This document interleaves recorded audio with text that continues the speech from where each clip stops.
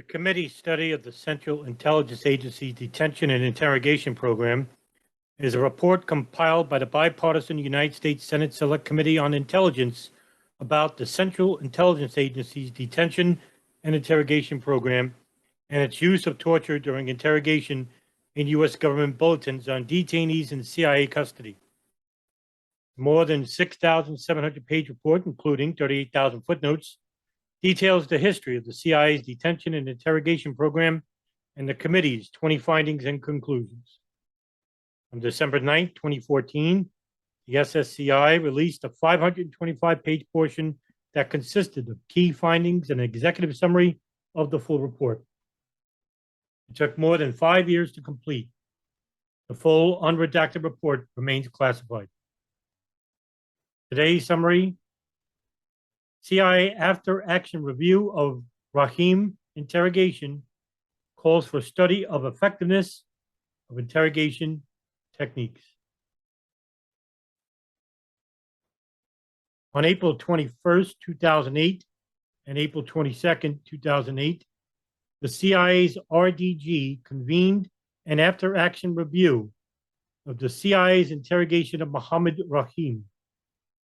According to summary documents, the CIA review panel attempted to determine why the CIA had been unsuccessful in acquiring useful information from Rahim.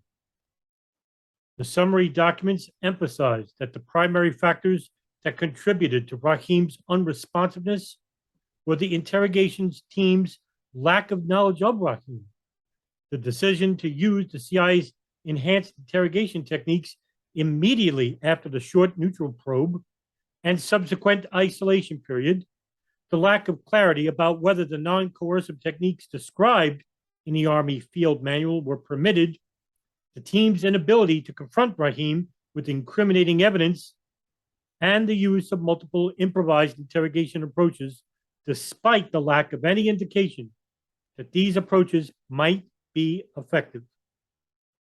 The summary documents recommended that future CIA interrogations should incorporate report building techniques, social interaction, loss of predictability, and deception to a greater extent. Documents also recommended that the CIA conducted a survey of interrogation techniques used by other U.S. government agencies and other countries in an event to develop effective interrogation methods. Mohammed Rahim was the CIA detainee, the last CIA detainee in the CIA's Detention and Interrogation Program.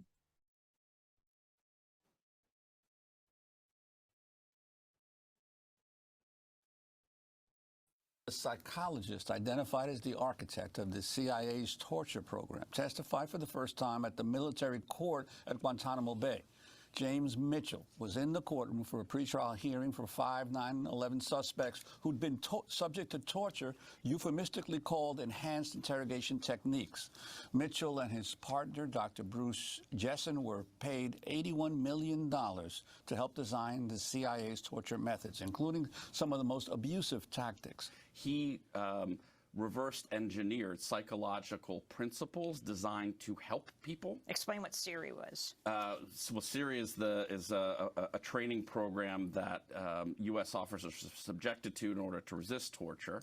And he took concepts, psychological concepts like learned helplessness that were developed to understand the behavior of animals who are subject to repeated controlling and coercion, and engineered them to induce, in the CIA's words, debility, despair, and dread in detainees, so they became helpless upon their interrogators and would confess.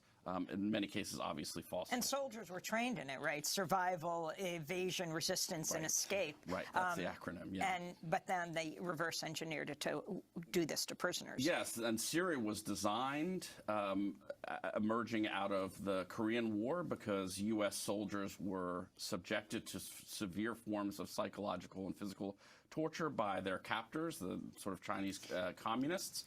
And so these techniques were designed to instill resistance in U.S. soldiers should be subject to this again. But the CIA used these techniques not as training for defense, but to deploy them on human beings and destroy them.